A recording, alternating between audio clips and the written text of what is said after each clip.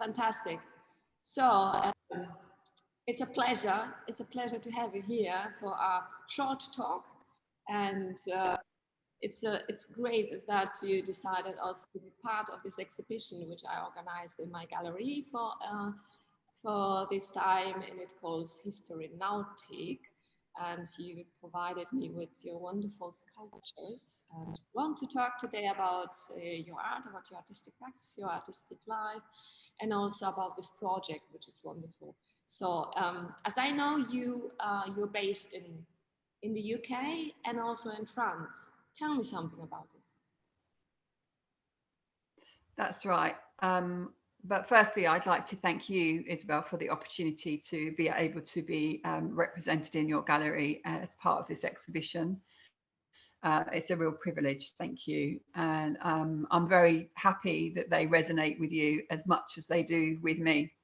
And yes, you're absolutely right. I split my time between London and France. I have a studio in France where I like to spend as much time as possible. Obviously, as an artist, one likes to be in the studio. But I tell you where the goddess collection was born from, should we say? So it actually, I came back to art in recent years, having worked as an interior architect and having art as my side project. So what I've tried to do in recent years, and part of the reason for moving to France, is to rebalance my life with the work and creative components. The work that I do is quite it holds me in a bit of a masculine space, and I feel when I'm creative I'm more in my feminine space, and so it's just trying to level out that balance. And I'm happiest and when I'm creating and doing something. The goddesses came about during the first COVID lockdown. I was in France, and out of a potential negative spin of the end of the world, and as we all saw it at the time, and the separation from my children, who are all based in the UK. So I just decided to start making some figurine sculptures, which were inspired by a figurine that my daughter had made. But I very quickly realized that they were turning into goddesses. They weren't actually strictly female forms. They took on a life of their own. So that's where the very beginning of the goddess series started. Can you, before we continue to speak about these sculptures? Yes. I know the ceramic work. When did you start to do this artistic practice with ceramics, with clay, and this material? So the goddesses came about because I kept waking up at 1:11 in the morning, and there's synchronicity in numbers, so I'm making a series of 111 goddesses. But I have experimented with making bigger goddesses, and the ones that you have are 3.3 kilos of clay, still staying with the repetition of numbers. And for especially for your exhibition, I've done the Radiant Earth Goddess series, which is obviously the gold comes from the earth. It's very tied in with your natural elements of your exhibition and tied back to nature. And for me, the sort of the scale of the women is they're very solid and they're very grounded. Yeah. The shape of them is there's quite strong on the bottom half. And that carries through with all my female goddess sculptures at the moment. They all have that kind of very ancient sort of resonance to them of being, as we did thousands of years ago, worshipped the female goddess form more than we did the male god form. And it's kind of a bit, for me, it's a sort of simultaneous with me rebalancing within myself the masculine and the feminine. So it's an expression of the sort of the feminine divine within me, within all of us.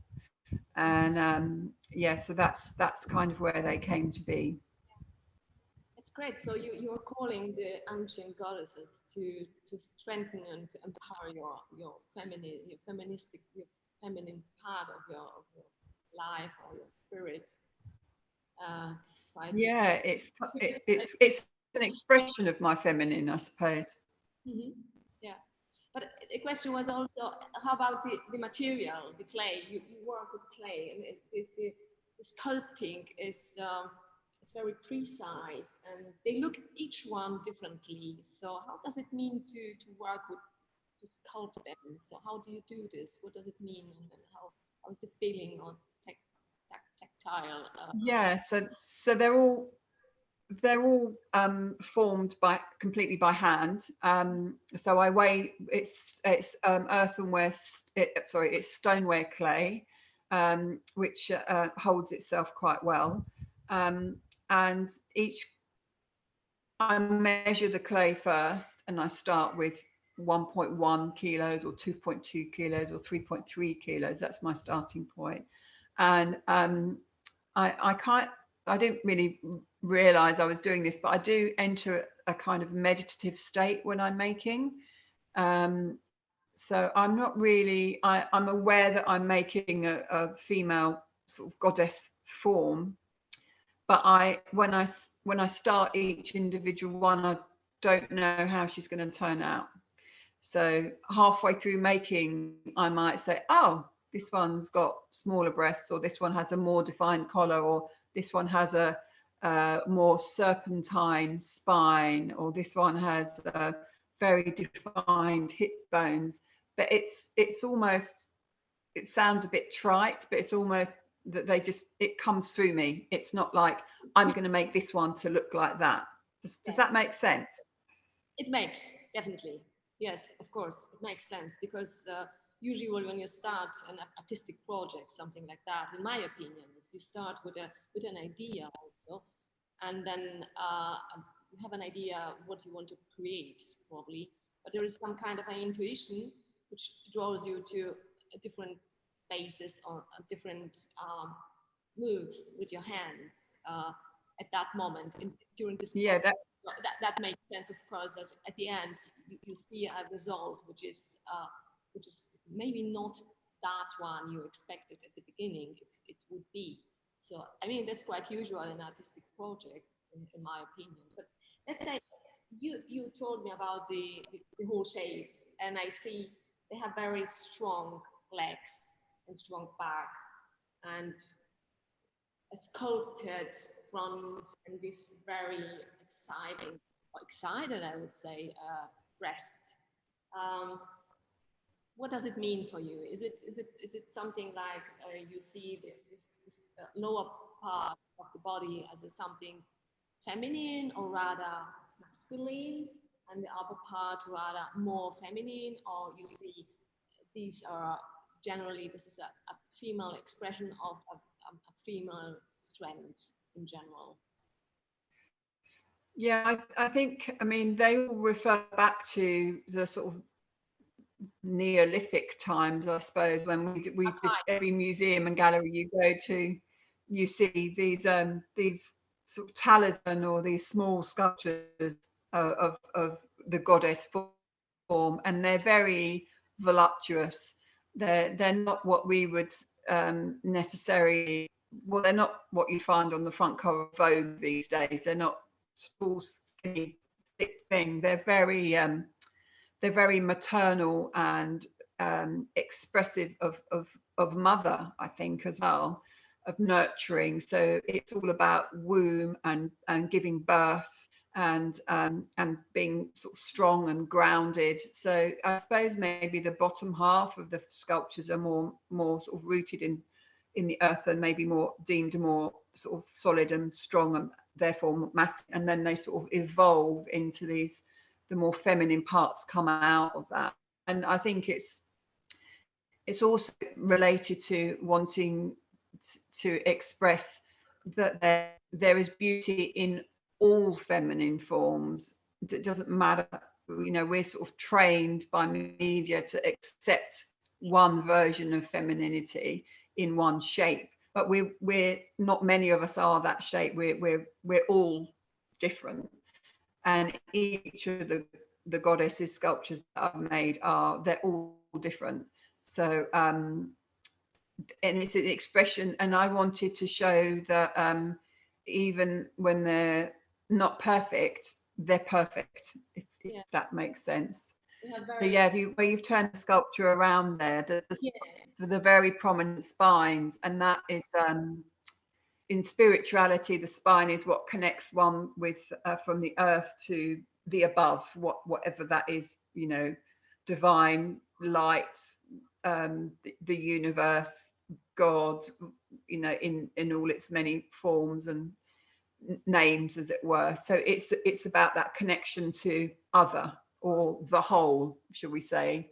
So that's why they all seem to have come out with quite defined spines, and some of them are more snake-like, which I suppose is more sort of reference to the Kundalini, you know, the serpent coiled at the base of the root chakra, and with the energy moving up. So and this is all just, as you say, intuitively or instinctively, that's what's come through when I've got the clay in my hands.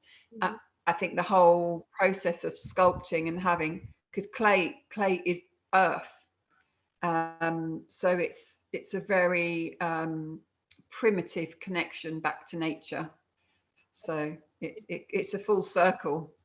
This is I think this is also the reason I was so interested to get in touch with you and have them as a part of the exhibition, because I'm displaying also my own photographs, and the story of these photographs, of this series, which calls Atlantic Coast, but I took a part of this and for the exhibition, and I called the exhibition History Now. The story is, I was on the way to Stonehenge in the UK, and I wanted to see them. And when I came there, I found myself in a sort of place of a long history. And I had this feeling, some kind of the intuition maybe, at that point of my life, to go farther, to drive to the coast of Devon. And I found myself there in a very dramatic climate, and a situation of a big open space. And I was thinking about, and I started to make photographs, to take photographs of these, which I am presenting here. So there was some kind of a relation between me, myself, in this dramatic climate, and the relationship between me and nature at that moment. And I started to think about the relationship between my perception, or the human perception, and the connection to the nature, and then also this long history. So, and I looked on the ground, on the coast, and found this very interesting and precisely sculpted by the nature and water, earth. And so this is, I see there a very, very strong connection between these sculptures and also my own work. And I also put to the exhibition, I encompass also this context with Antoni Tàpies, with this Spanish artist from Barcelona, Catalan artist, who also worked with natural materials, and he was also very interested and reflected the symbolics, and also reflected on religious or also rituals in our lives. So there are very, very strong, I think, connections and relationships between our work. So that's really interesting, Isabella. I didn't know that about you, that you'd been to Stonehenge, and that your images were of that part of the world. And it's a place that resonates very strongly with me as well. And and I think that's what the sculptures as well, they sort of it's almost like the goddess form is within our DNA, because it's back there with, you know, we all come from stardust. We are far more connected to nature around us than we maybe realized. I think it's come to the forefront of conversations more and more and more, how you know, how nature is so much better for your mental health, for example, and how one feels so connected with nature. And I recently found out that there is actually there's a receptor in each of your blood cells within everyone that directly connects with the earth. The positive and negative charge need each other. And I was like, oh yeah, that makes total sense. And why did we not sort of recognize that earlier? So, you know, the thing with Stonehenge and the natural landscape, goddesses and ancient past times, I think we all carry that within us. And that's why and creativity is within all of us. It's suppressed at a very early age and through the education system, I feel, and but it is within us. And if everyone was allowed to express themselves creatively and spend more time with nature, there'd be a whole host more amazing art. But I feel very privileged to be able to be part of your exhibition that is showing these amazing landscapes as well. Yeah, and you can see maybe in the back. Nathalie, it was a pleasure to have to talk to you, and I hope we'll stay in touch and continue our collaboration and work. And I keep your goddesses for a period of time in my gallery, and I hope to see you here also in person once. Yeah, that would be amazing. Okay, thank you so much. Thank you again. And we'll speak again soon. Thank you. Yes, thank you. Bye bye. Thank you so much. Bye.